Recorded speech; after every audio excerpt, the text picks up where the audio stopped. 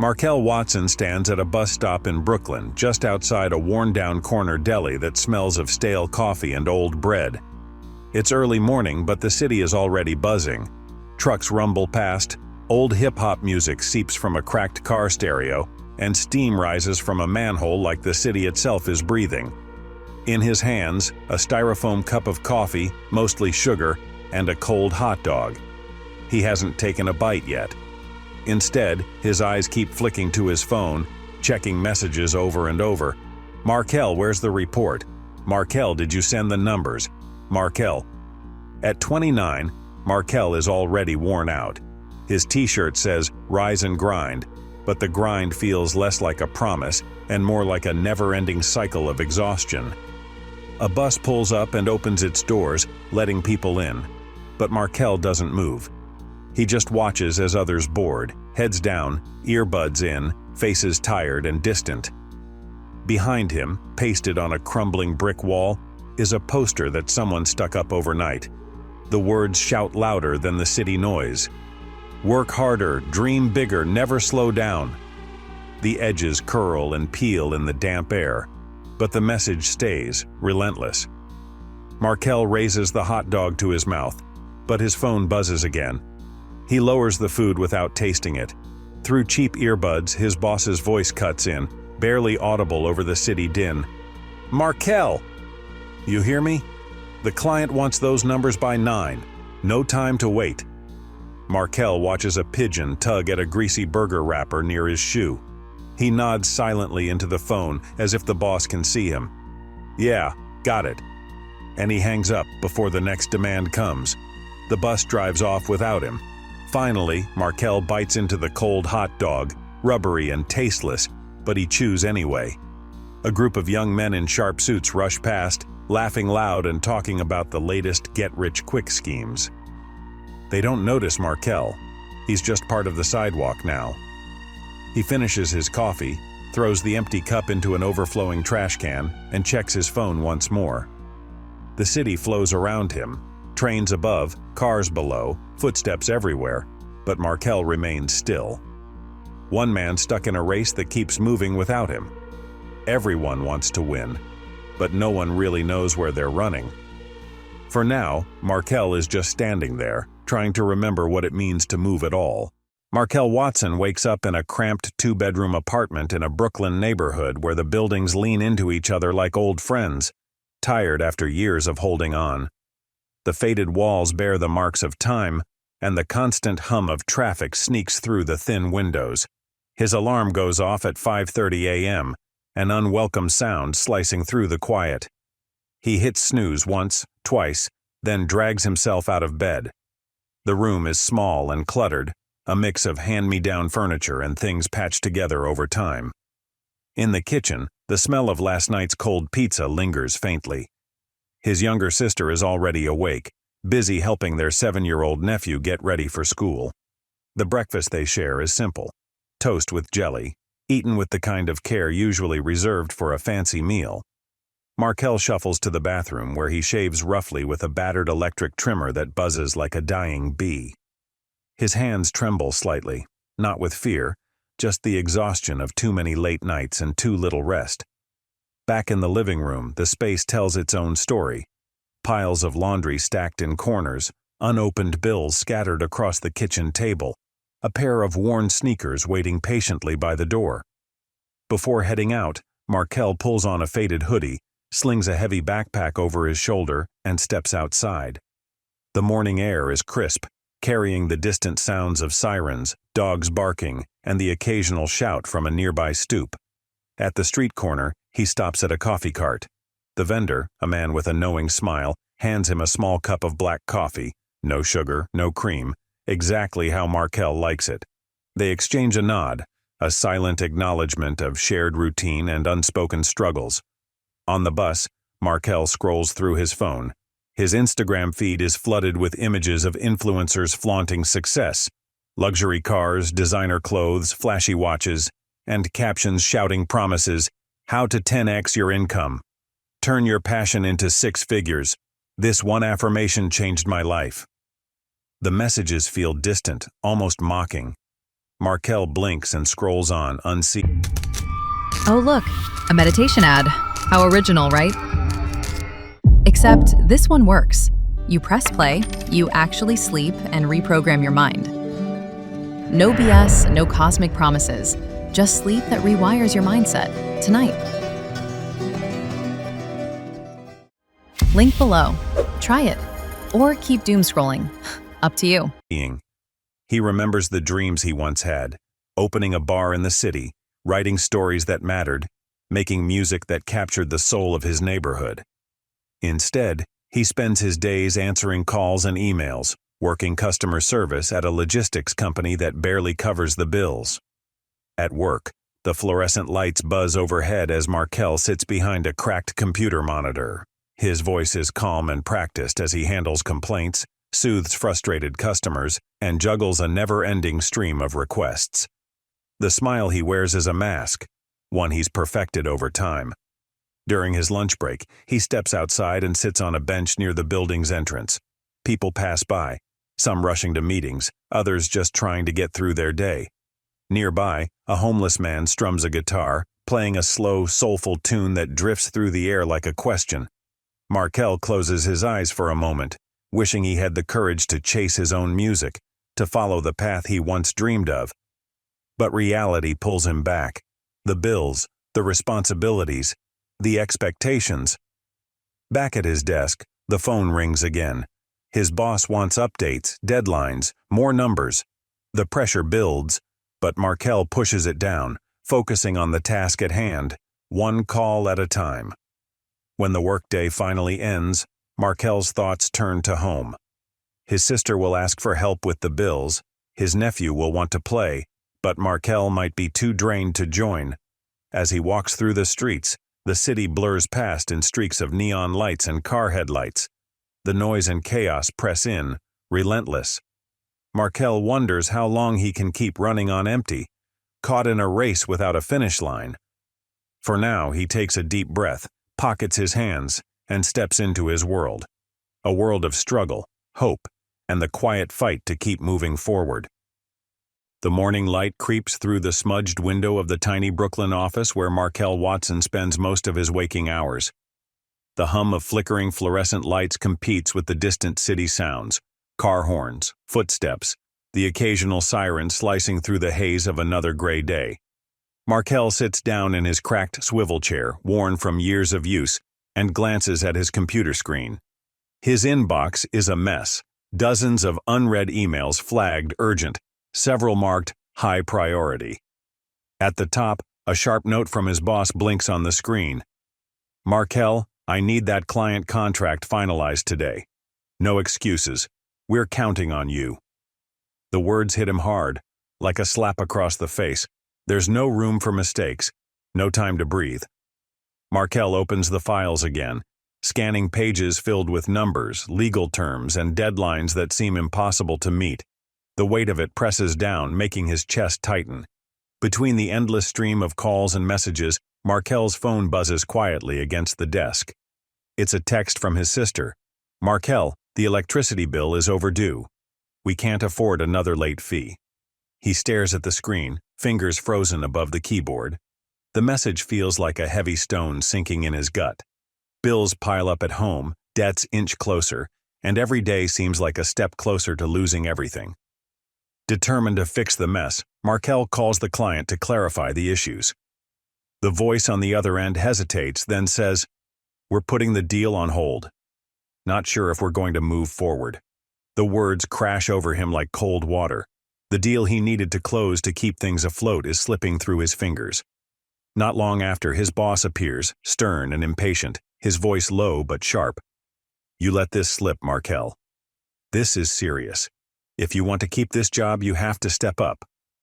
Markel swallows hard, feeling the sting of failure. The fear of losing his job, his only steady income, is terrifying. But the shame is almost worse. That evening, the small apartment Markel calls home feels suffocating. The kitchen table is cluttered with unopened bills and overdue notices. His nephew's laughter echoes from the next room, a bright spark amid the gloom. Markel sits alone on the threadbare couch, replaying the day's events. The constant pressure, the relentless demands, the feeling that no matter how hard he works, it's never enough. He wonders if this endless grind is the life he imagined, or just a trap with no way out. He remembers something he once heard.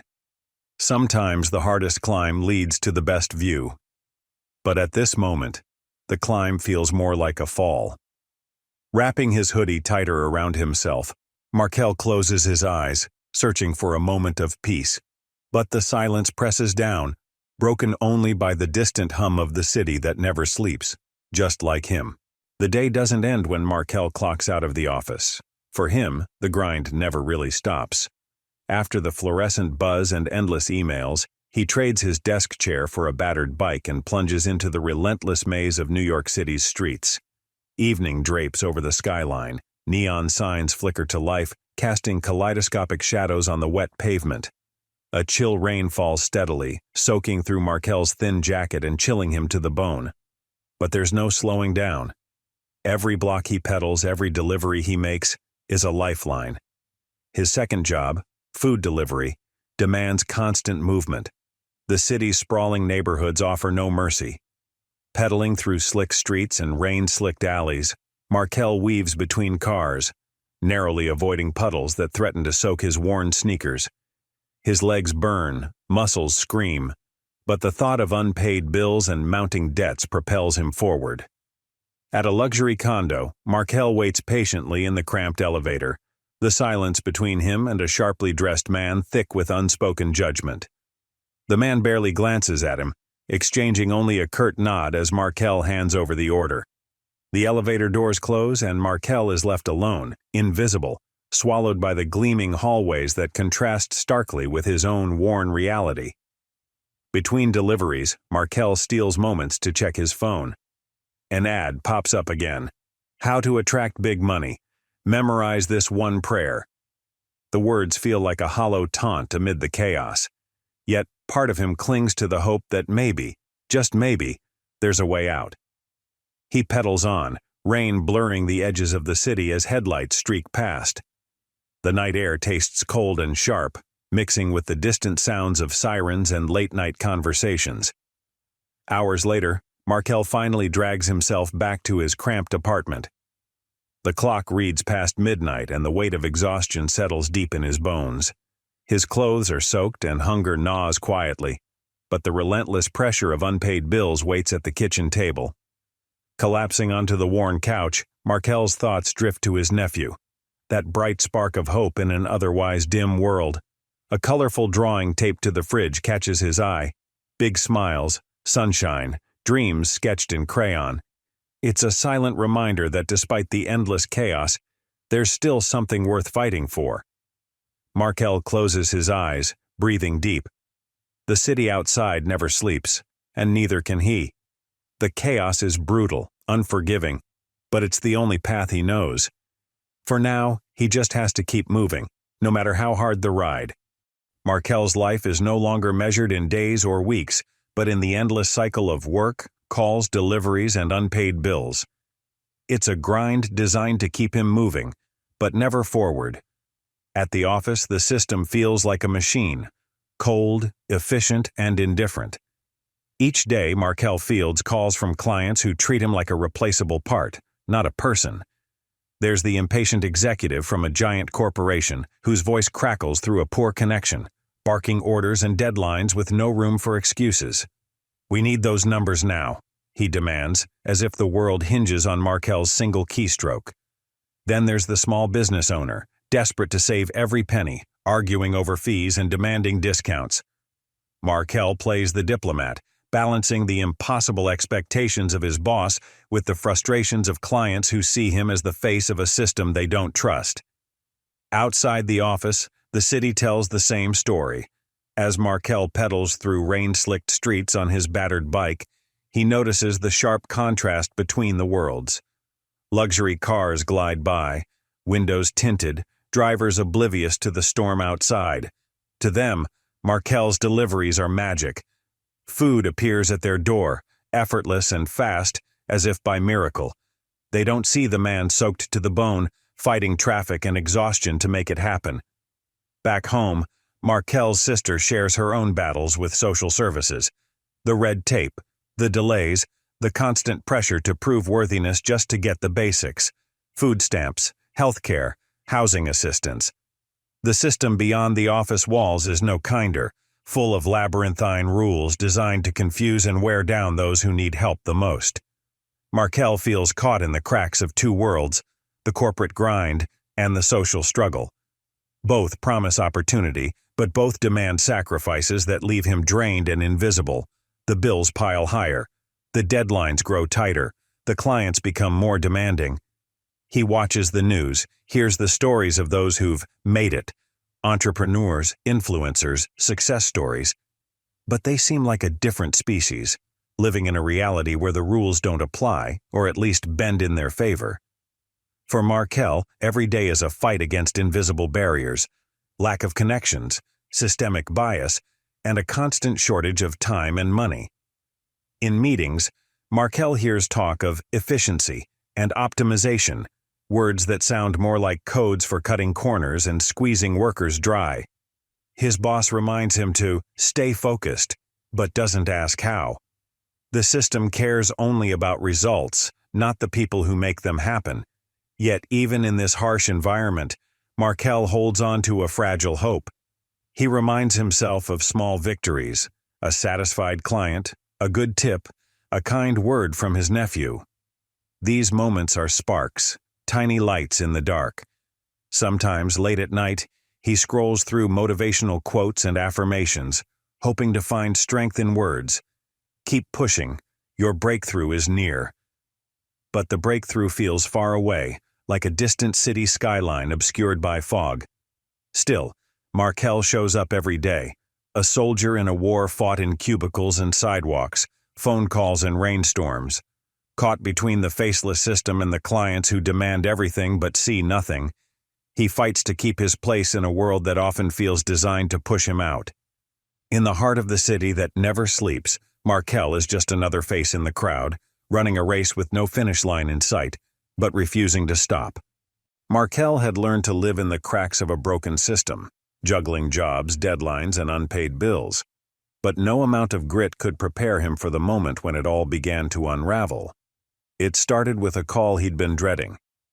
His boss's voice was sharper than usual, colder, like winter air cutting through worn leather.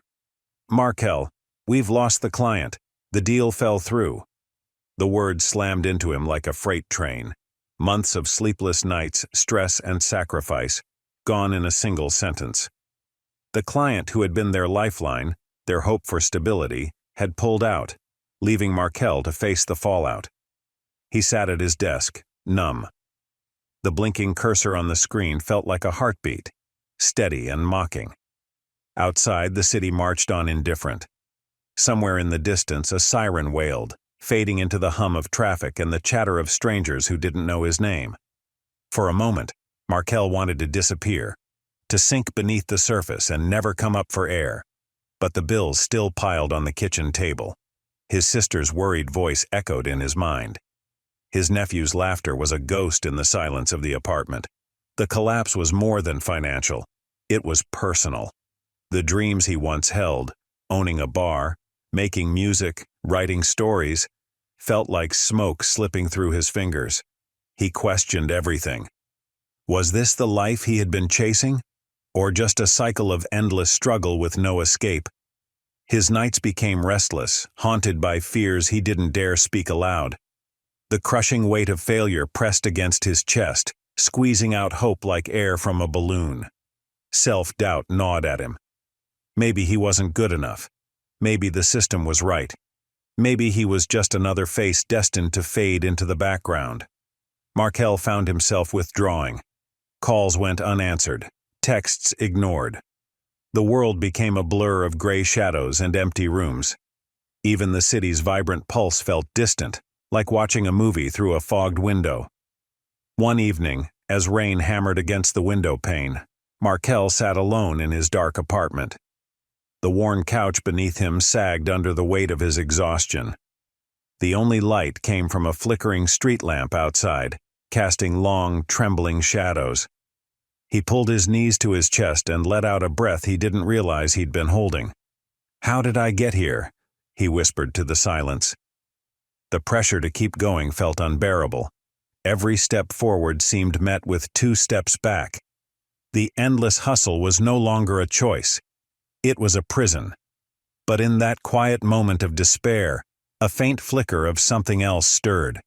A memory of better days, laughter with his nephew, the smell of fresh coffee in the morning, the sound of his own voice singing softly in the shower.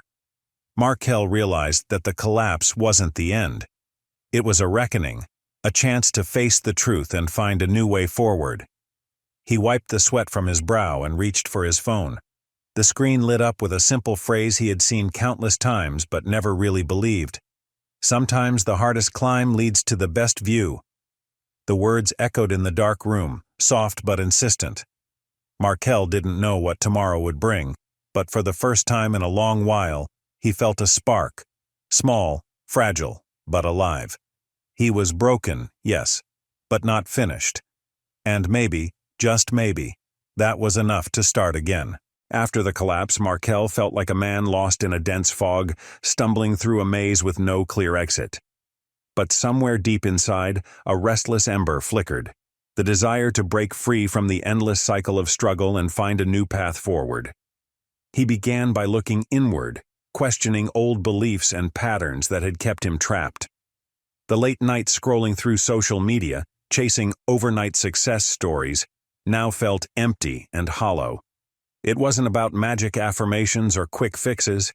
It was about real change, real effort, and real growth. Markel started small. One morning, before the city roared to life, he pulled out a notebook and wrote down what truly mattered. Where rest costs more than rent. Sleep Mediations makes calm instant. Pick your calm, press play. No signups, no tricks, just actual sleep. Like it should be. Tonight, you sleep for real. Link's waiting. Mattered to him. Not what society told him to want, but what made his heart beat. Family, freedom, creativity, peace. He knew the journey wouldn't be easy. Change rarely is. But with each small step, the fog began to clear. He discovered simple tools to help him manage the anxiety and exhaustion that had been crushing him for so long. Guided breathing exercises, quiet moments of reflection, and even short meditations became his refuge from the storm. One evening, as he sat alone in his apartment, Markel listened to a calming voice guiding him through a meditation. The words washed over him like a gentle tide, reminding him to breathe, to let go, to find strength in stillness. Focus on the present moment. This one affirmation brought me 3 million. Repeat 108 times. The phrase echoed softly, a mantra against the noise. Markel didn't expect miracles overnight, but slowly, his mind grew clearer, his stress lighter. The chaos hadn't disappeared, but he felt better equipped to face it. He reached out to his sister, sharing what he was learning. They tried simple gratitude exercises together, listing 3 things each day that brought even a flicker of joy. It wasn't about ignoring problems. It was about finding light in the darkness. Work was still demanding. The clients, the deadlines, the bills, they hadn't vanished. But Markel's approach was changing. Instead of reacting with stress, he practiced pause and perspective. The system was still a beast, but now he had tools to tame it. One afternoon between calls, Markel caught himself smiling, a genuine quiet smile that surprised him. He realized he was no longer just surviving the grind. He was beginning to live within it. He thought back to a phrase he'd heard countless times but never truly understood. How to attract big money. Memorize this one prayer. The words weren't magic, but a reminder that intention matters, and belief combined with action can shift even the toughest circumstances. Markel wasn't fixed, far from it, but he had taken the first steps out of the fog. The climb was still steep, the path uncertain. But now, at least, he was moving forward with purpose. Markel woke up that morning with a calm that had been a stranger to him for years. The city outside his window was unchanged, noisy, unforgiving, endlessly alive. But inside, something was different. No more rushing out of bed to the relentless demands of the day. Instead, Markel sat up, let the weight of sleep lift slowly, and breathed deep.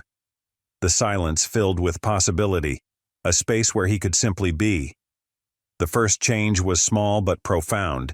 Instead of diving headlong into the chaos of notifications and social feeds, Markel reached for a notebook on his bedside table. The pages held his thoughts, fears, and hopes, raw and unfiltered. He began each morning by jotting down 3 things he was grateful for. Some days, it was the warmth of sunlight through the window, the laughter of his nephew, or simply the fact that he had made it through another night. In the background, a phrase he'd once scoffed at whispered gently in his mind. This one affirmation brought me 3 million. Repeat 108 times. It wasn't about the money. It was about focus, belief, and the power of persistence. Markel repeated it quietly, a mantra to center himself amidst the storm. At work, the change was subtle, but tangible. When emails flooded in and phones rang off the hook, Markel no longer felt crushed beneath the pressure. He learned to carve out small breaks, 5 minutes to close his eyes, breathe deeply, and reset. Those pauses were lifelines, sharpening his focus and easing the gnawing anxiety that had haunted him for so long. Boundaries, once a foreign concept, became his new allies. When work hours stretched into evenings, Markel began saying no, gently but firmly. His time and energy were finite resources, not to be squandered. This shift surprised his co-workers and boss alike, but Markel knew that to survive, he had to protect himself first. Outside the office, Markel reclaimed his time with family. Weekends were no longer just days to recover from exhaustion, but moments to connect. He helped his nephew with homework, sat with his sister over home-cooked meals, and even dusted off his old guitar, letting familiar chords fill the apartment with a new kind of energy. Music became therapy, a reminder of dreams not yet lost. The side hustle, food delivery through rain, sleet, and city chaos, persisted but was now managed smarter. Markel optimized his routes, prioritized rest, and celebrated small victories. A generous tip, a smile from a customer, a dry ride home. Each dollar earned wasn't just survival, it was a step toward stability, a brick in the foundation of a better future. Markel also embraced tools to anchor his mind. Guided meditations and calming affirmations weren't magic cures but steady anchors in a turbulent sea. One evening, as he repeated softly, "This one affirmation brought me 3 million. Repeat 108 times." A wave of calm washed over him, pushing back the noise of doubt and fear. His friends and family noticed the shift. The smile on Markel's face was no longer forced. It came easy. His voice carried warmth where before there was only fatigue. The lightness in his step hinted at a man rediscovering himself. Imperfect, but hopeful. There were still hard days. Deadlines missed, clients frustrated, bills piling. The system remained unyielding, the city still noisy and relentless. But Markel had found a rhythm, a way to move through the chaos with intention and care. His journey wasn't about escaping struggle, but transforming it. The race hadn't ended, but Markel no longer ran blind. He was running with purpose. The city lights flickered through Markel's apartment window, casting long shadows on the walls. But inside, something brighter was growing. Months of struggle, sweat, and small victories had begun to add up, like scattered stars slowly aligning into a constellation of hope. Markel no longer felt like he was drowning in the noise and chaos. Instead, he was learning to surf the waves.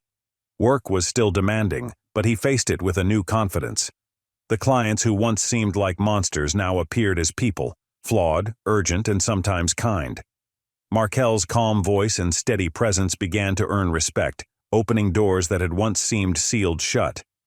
One afternoon, after a particularly tough meeting, Markel sat back and smiled to himself. He remembered the phrase he'd repeated in the quiet moments. "This one affirmation brought me 3 million. Repeat 108 times." He didn't have millions yet, but he had something more important: belief in himself. His side hustle grew too.